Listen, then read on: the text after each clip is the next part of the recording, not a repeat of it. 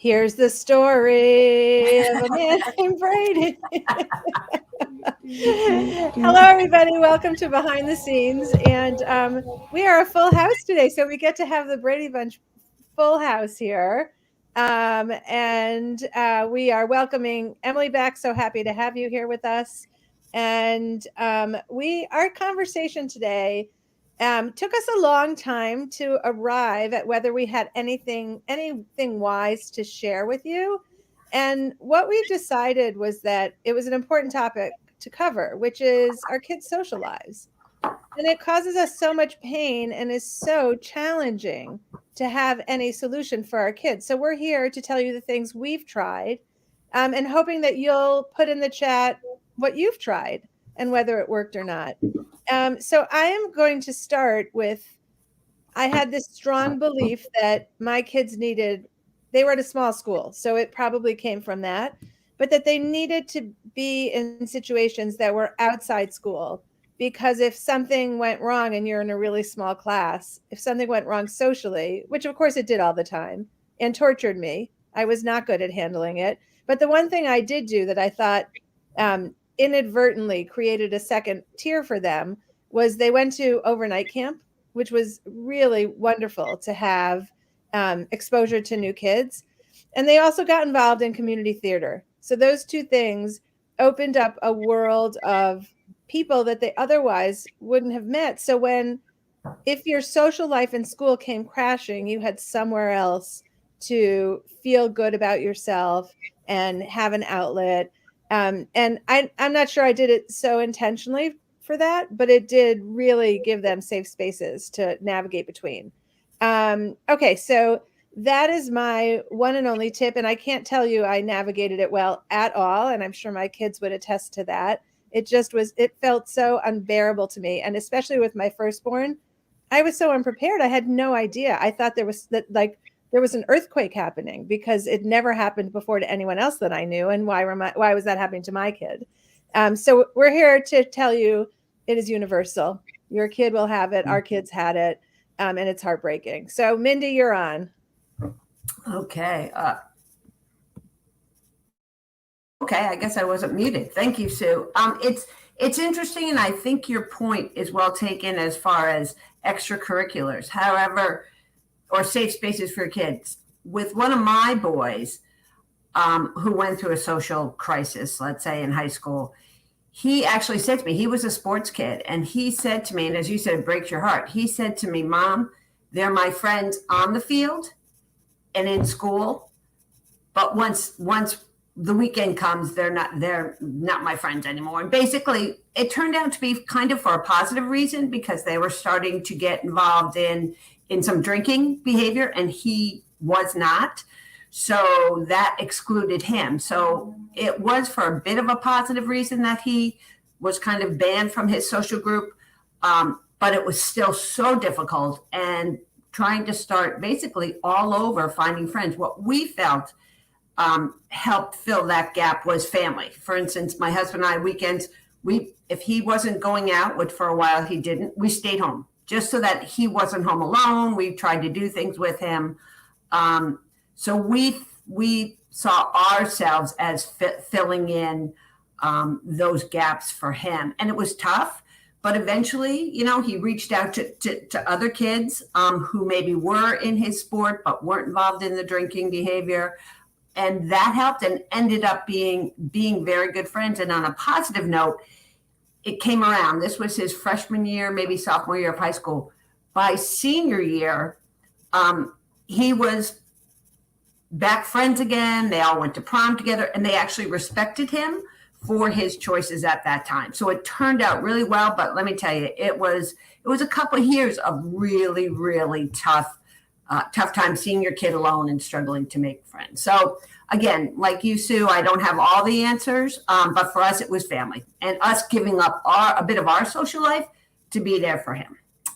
So with that, I will pass that down to Eka.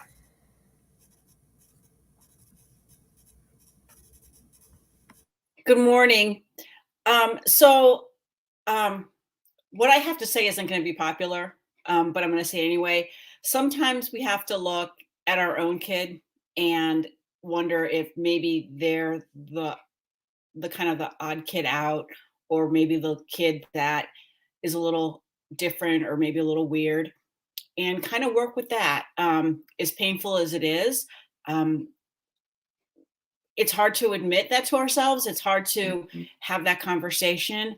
But sometimes our kid might be the one who's a little bit socially immature and is not caught up with their peers. Might still do things like, picking their nose in public that makes people uncomfortable, the weird kid. And so sometimes we have to work with those constraints. It's really difficult to be that parent, to have that child. And it's so sometimes it's really easy to say it's not my kid, it's everybody else's kid, but sometimes it is our kid. And then that brings us to a whole nother set of things we have to do at home, maybe. Talk about behaviors, talk about, maybe finding other friends who understand your like, say to your child, you know what, maybe that's not the friends you need. Maybe you need to look for some other kids. And that will be a hard situation also. So that's all I got. I know I hated having to bring that up, but I think it's also reality sometimes of with our children. So with that, I'm gonna send it over to Kamira. Thank you. Good morning. I'll pick it up. Sometimes we do all these things and it just doesn't work, or these things aren't right for our kids. I had a kid who's just quirky, was in a difficult social situation at his school. And I just took the reins to try to teach him how to create his own tribe. That being quirky or nerdy is fine. We took the label in our house. All the family members were proudly weird, and found other kids and other families. And literally, moms, when we found out our kids had the similar interests, or we saw another kid who was sitting off to the side during an extracurricular activity or recess at school, and we got them together and we created a tribe for them, so that on Fridays, these children went to different schools. Actually, on Fridays, they would all get together at one house. They would hang out together. They would do what they like to do. We had some rules. It enabled the families to have a date night, because if it was my Friday, that meant the other families got chance to have time off. And the kids loved it. They were literally living for the weekend. And they loved getting together on Fridays. And slowly they appreciated it. When we moved states, it proved to be effective, because our son knew how to create his own tribe, and he knew that it would take time, and he knew not to be frustrated, and that he had a special friendship group need and the small circles were good. And these kids are still in contact with each other. First the moms forced it, then we forced the kids to force it. Why don't you text so-and-so so that he can go with you here? And now they do it themselves, and they hang out, even the ones who are in different states and stuff. So we started, you can do it. It seems weird for tweens and teens to have play groups for them or play dates, but you can cage it a little differently than that. But it still works when they're older. I'm going to send it over to Sharon. Good morning. I love that, Kamira, that you could still sort of sneak in the social engineering a little bit, even when they're older. I'm coming at this from the perspective, or not the perspective, but the middle school experience, where kids suddenly become so peer aware. And I'm a big believer in not following the crowd. And like when kids are little, I think it's so cute when they wear like crazy color combinations and all of that. And I always let them do whatever with their clothing like that. But by the same token, when they get to middle school and suddenly there's this new interest in different clothes and what their peers are wearing, and they're just tuned in a different way, and it can feel like, oh no, they're not going to be their individual self anymore, and now they want like all these clothes that they weren't interested in before. I try to respect that and say, just go with that and not say, but what about this? And this style is changing. And I miss the old thing. I just went with it. They need new clothes anyway, because they're growing so much, right? So I tried to follow their interest. And, if it turns out they want really expensive things, then that's a different conversation. Like maybe they put that on their wish list for a holiday or a birthday, or maybe they earn some money themselves to supplement that.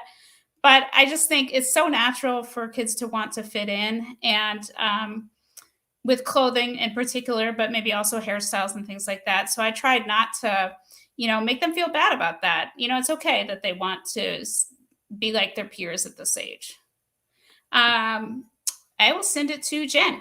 Sharon, before you jump on, but maybe you want to try and answer this. I'm going to share this question and everyone can kind of jump in with advice. So this is Callie, I think she's coming up, hopefully. Yeah.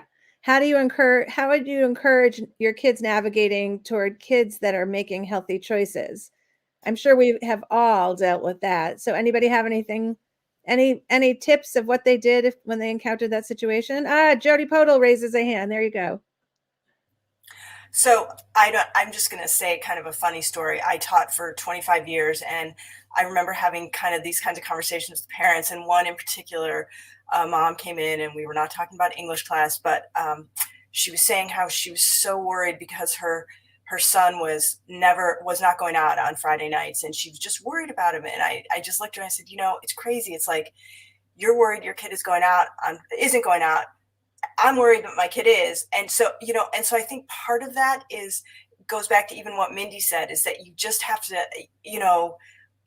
even though it's hard, you have to kind of encourage them and support them how they can. But there's probably no great answer for any of this. There's just always going to be, and now I hate even to use the word risk, because risk means, exponentially different things now besides, drinking and, everything else. But so I think it's such a hard question, Callie, about making healthy choices. And I think, part of, what Mindy said is to be there. So to know that if they choose not to go out, that they're just not going to be sitting home alone. I mean, we are parents, maybe poor substitutes for it, but also my kids used to hang out with each other a lot. It was kind of weird, but they had enough by the end of the week and would kind of go down to the basement and blow their brains out playing video games for a while. And, we talked about it. We realized, what, this is what they need. We knew what they were doing. We felt comfortable with it. So, maybe there's some trade-offs there. So anyway, all right. All right, Sharon, you're next, and then Kamira. Okay, I just have one thought on this, and that's when you see a friendship developing and you're not sure about the other kid, my MO is not to say, oh, that's a bad kid, stay away from them. It's to express concern for that kid and say, oh, I hope that so-and-so's okay. I worry that they're a little, they seem a little not grounded, or, is something wrong because they seem like they're, getting in trouble a lot, or are they okay? Just to, not make it this child a forbidden fruit, and maybe, shore up the friendship, but also put in perspective, where that kid might be different from your kid, hopefully, and where they might need some help. All right, Kamira, I'm going to pass it to you. Hi, Callie. I think that you can do what I said earlier. What I've done is talk with other moms, even for these older kids. I've done that with my kid, and we've said both our kids like such and such, and your kid's a good kid, and your kid, will have good influence. One like to study more than others, or whatever. And we literally just threw them together. We weren't subtle about it at all. We said, you know what? I think you need to hang out with so and so this weekend. He likes to bike. Do you want to bike, or y'all want to play video games, or what do you want to do? And because both kids are good kids, they were like, okay. And they begrudgingly did it and had a good time and developed a friendship. So you can, your child's personality, but if you think that'll work, give it a try. Sometimes we can't be subtle. Mindy has something to add. Yes, thanks. I think two things. One, communication. Communication is key. From day one, we always talked with our kids about our expectations, what we valued, our morals, what was okay behavior, what wasn't. And a little bit different than what Sharon said, just to give a different perspective.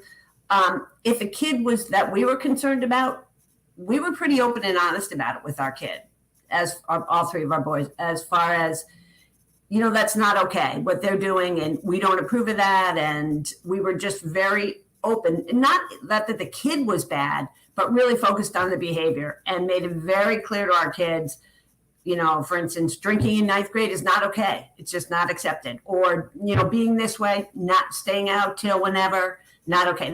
It's different for every child. So we each gear it towards our own, but just a bit of a different take on it. Emily, did you have something? Well, I think for us, the time that we moved, my older son was in 8th grade. And so we were, we came in clean. And I think there is that tendency in certain social circles to label kids. So what I tried to do, if I didn't know as much about people, was just have them come to our house, or say, like, don't have a sleepover. You can hang out with that kid at our house, or you can hang out with that person at school or at the football game, but we're not going to have a sleepover because we don't know kind of how, or at a different house because we don't know what the expectations are, or to do the dreaded call or text the other parent. And if you don't want, but then if my child was like, no way, that's so embarrassing, no one does that anymore, to say, like, well, they've had this many years of history with each other and they have a comfort level and we don't have that comfort level. So kind of when schools, a lot of places, middle schools come together to create a high school, or elementary schools come together to make a middle school, and you're dealing with a new group of friends. We just tried to either be observing so that we could have more information, or talk to the other parent. All right, back to you, Jen. Okay, so I'm going to tie these two strands together a little bit of what we're talking about, because I think what Callie is saying is not necessarily, and she might be implying it, but she's not necessarily saying, how do I get my kid away from kids who are making bad choices, but more like, how do I direct them toward kids who are making good choices, which is a positive way to look at it. And I think one way to do that is to look at what kinds of activities the kids are involved in that you think are the type of kids you'd like your person to hang out with. And sometimes where you can find the kids that are making really good, positive, healthy choices is in any activity where they're volunteering their time or doing something for other people. Not a hard and fast rule, doesn't mean that they're all angelic kids, but if they're doing it because that's something they really enjoy and not just to tick the box because it looks good on their college resume, if this is, kids are, maybe using their talents to help build something in their community, or they're volunteering in nursing homes, doing musical performances, or working at the ASPCA, the pet shelter, wherever. Those might be some really great kids that your student could get to know and do something positive that also can help fill up a little bit of that gap if they're not getting that social component in school. I think in school can be really hard, and outside of school it's an opportunity to kind of be a different person. You don't have to be labeled by what you do in school. So looking for a volunteer opportunity can be really helpful. Another option is maybe job. Having something to do outside of school where you're actually earning a little bit of money and learning some real world skills can build a lot of self-confidence. And you can also meet new people, and you actually can meet people who are not your age. It gives you a wholly different perspective on everything. When you're in middle school and high school, you think everybody is in middle school and high school because you don't ever meet anybody besides that. So it can be really helpful to meet people who are from different walks of life and give you just a little bigger worldview. So those are a couple of tips I would share. Who hasn't really had a chance to talk yet? Jessica, you. It's just me, Emily, and Jody. But yeah, I like to play video games. So my thought is there are plenty of online kind of spaces like that, like online video games that kids can, meet other kids at the same video gamey interests, with the caveat of you probably want to still be involved in that, paying attention to the people they're talking to, maybe play the games with them just in case, because it can be a double-edged sword. There's plenty of people in those like video game online spaces you don't want your kids talking to, but as long as you're, involved in it and helping and paying attention to who they're talking to, it could be a very great place to meet new people. I've met new people that way. I'm going to pass it to Emily. So I don't have any great advice here either. It is a tough one. But one thing, I had a situation in my high school where things blew up. And so one thing I've done with my kids is just share that story and empathize, and not to take away that what they're feeling, but just to kind of say like, I got through it and you will get through it. And then to remind them that this is a temporary time, and then to try to have a lot of extra grace and patience with them, because I think when things are bad socially at school, they're spending so much energy to just hold it together through the day. And so to kind of like expect that things might fall apart at home, or try to do that little, like make a special meal, or, do a chore for them without them asking for help, just kind of to, mother them a little extra, because that they're really hurting and they may not want to talk about it, but you can still show them with some like simple actions, whatever the special things are you do in your family for your kids, to kind of just get them through it. So those are my thoughts on that. Jody, I think you're next. Thanks, Emily. And I think you bring up a really good point, that we bring so much, in some ways, we bring like our baggage to this when we're seeing our kids suffer, and, also our probably unrealistic expectations for how their social life should be. And so I think that makes it a little bit harder. Like, I think we could all sit here and all of us remember I'll just go with some, because I don't want to put a number, horrible, painful moments that we all had, with friends going through middle school and high school. And yet somehow our kids seem like, or it seems like everybody's it's supposed to be great. And if it isn't, there's something wrong with you, which I don't think is true. So anyway, I do have my one point, but I'm also going to put a pitch in for this book, and maybe Jessica can type it in. It's called Insignificant Events in the Life of a Cactus. And I've actually been reading it with one of my favorite 7th graders. And it is actually all about this topic, about making friends and, having struggles with it, and for different reasons. And it's such a good, feel-good book. And I think like it's really more for middle school, but it really kind of hits on this whole idea of how hard it is to make friends, and how important it is to be kind and welcoming to people. And it's really kind of a clever story too. And the main character makes me laugh out loud, and I'm not in middle school. So there you go. So it might even be good mother-child book club or family book club. So, but my other idea, and I think this is something that really got one of our kids through, is we have the rule of one. And that is that you really just need one friend, one person who really gets you. And that will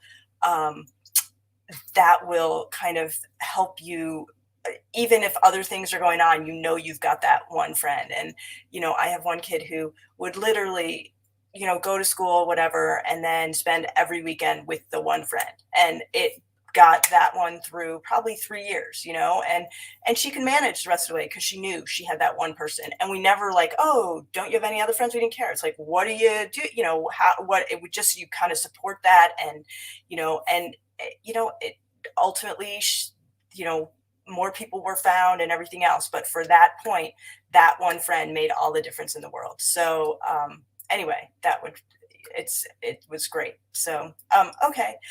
All right, Sue, back to you. I think all of these pieces of advice are so helpful. And what it shows is that you have to come at it a bunch of different ways. And then I just want to end on one note, which ties into Jody the teacher, who recommended the book, because of course that's Jody the teacher. Is it bothering our kid? So I think there were many times where I had a feeling that everyone else, I had FOMO for my kid, and it wasn't always my kid living with that. So I think I would do a redo on that one if I could. I don't think there are redos. I got chances with other kids to do better, but no redo on that kid. To really like check and say, are you good with this? Like, is it upsetting to you? And then I just wanted to add one thing in terms of the suggestions for steering your kids in healthier relationships. I remember we had an article about dating, which is similar to friendships. And the psychologist said, you don't want to make them have to go underground with the relationship, whatever it is, because you've let them know that that you don't shine favor on that child. But what you can do is ask them why they like them. So try to kind of figure out what's the pull for your kid. What's the draw? Maybe there is something there that you didn't know that's really wonderful, or maybe it alerts you to some other things, but it's a good level, non-threatening way to start the conversation. So everybody, thanks for joining us this week. And we look forward to talking to you next week. If you have any comments that you'd like to share, put them in the comments. We do go back and check. Thanks for being here with us.